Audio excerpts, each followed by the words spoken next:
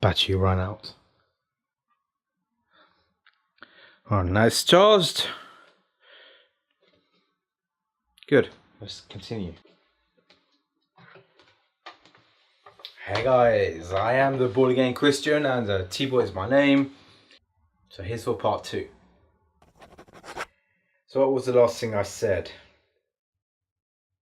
I was talking about Barabbas, making the connection between Leviticus 16 and the whole Jesus and Barabbas, in which a lot fell on Christ.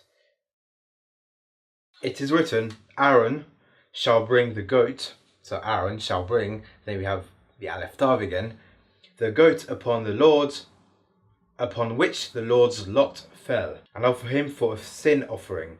But the goat on which the lot fell to be a scapegoat shall be presented alive before the Lord, to make an atonement with him, and let him go for a scapegoat into the wilderness. So have you got it yet? Yeah? I've mentioned it already. This sounds like Jesus, the Son of God, and Barabbas, whose name means Son of the Father. The Son of God for the Lord, the Son of the Father for the scapegoat. I love how John's account really emphasizes on how innocent Jesus was. For 3 times, Pilate says, I find no fault in him. Throughout the Torah, we read how the sacrifice must be without blemish. The portrayal of Pontius Pilate in a film doesn't really give John's account justice. Pilate was really disturbed knowing what was about to happen to a righteous man. You know, I mean, I'm sure you've heard many times, and actually even history vouches for it. Read the writings of Josephus. Pontius Pilate was not a righteous man, yet he knew what the Pharisees, the chief priests did not know. He knew that Jesus was righteous. I mean, really, the films do not give John's account justice. Jesus was crucified later that morning. Considering the parallels between the Levitical laws in chapter 16 and the leading up to the crucifixion, and there are many more than ones I've already mentioned. What about the differences? Covered Israel's national sin, that they be redeemed on the day of the Lord. Why and how did it happen on Passover, which is on the 14th day of the first month in the Jewish calendar? Key difference here. So yes, in answer to the mystery, I do believe Israel's national sin was paid for on Passover, but according to the law, national sins should be paid for or atoned for during the Day of Atonement, which happens in the month of Tishrei, which is the 7th month. So it's 6 months apart from the Passover. So that's a key difference. So why can we accept that Israel's national sin was paid for on the cross as well, which is the wrong day? Have you got an insight on this? If you do, let me know, because I'm going to give you mine. So again, Passover happens on the 14th day of the first month of the Jewish calendar. Oh, I've got my glasses on. The Day of Atonement is supposed to be on the 10th of the 7th month. So let's rewind a little. Leviticus 16 starts with, And the Lord spake unto Moses after the death of the 2 sons of Aaron, when they offered before the Lord and died. Leviticus isn't written in no chronological order. The death of the 2 sons of Aaron, Nadab and Abihu, that's how you pronounce it, is documented in chapter 10. Nadab and the sons of Aaron, I'm not going to pronounce them again, priests, as being sons of Aaron, offered the strange fire unto the Lord. And there went out fire from the Lord, and devoured them, and they died. Then the Lord's response was, I will be sanctified in them that come nigh me, and before all the people I will be glorified. As soon as Jesus was arrested, the band, the captain, and the officers of the Jews bound him and led him away to Annas and Sapphira. Both were priests. Sapphira, or Caiaphas, never mind, Sapphira sounds a bit better. Sapphira, being high priest at the time, is an important figure in all of this. For not long after Jesus rose Lazarus from the dead, the chief priests and the Pharisees took counsel, for the miracles which Jesus did was a threat to them. If we let him thus alone, all men will believe on him, and the Romans shall come and take away both our place and nation, which is quite ironic since Romans did take away the nation 40 years later. So John 11:49-53. This is awesome. And one of them, named Cephius, being the high priest that same year, said unto them, Ye know nothing at all, nor consider that it is expedient for us that one man should die for the people. This is the high priest that's saying this. And that the whole nation perish not. And this spake he not of himself, but being high priest that year, he prophesied that Jesus should die for that nation. And not for that nation only, but that also he should gather together in one the children of God that were scattered abroad. Then from that day forth they took counsel together to put him to death. Ooh. I mean, this is totally, what the hell? What on earth happened? I mean, this was outside of Jewish.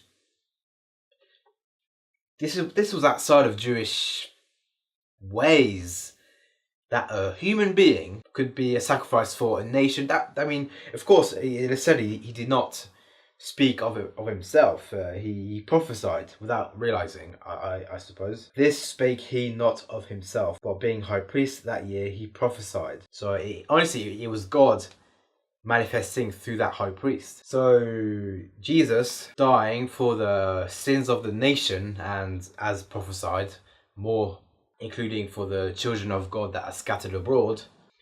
Such sacrifice, which happens usually on Day of Atonement, which happened in the 7th month of Tishrei, he's making it happen. He's authorizing it to happen on Passover. He became high priest that same year. So, so he's high priest. I guess he's allowed to do that. And it seems God permitted it because he prophesied using Cephius.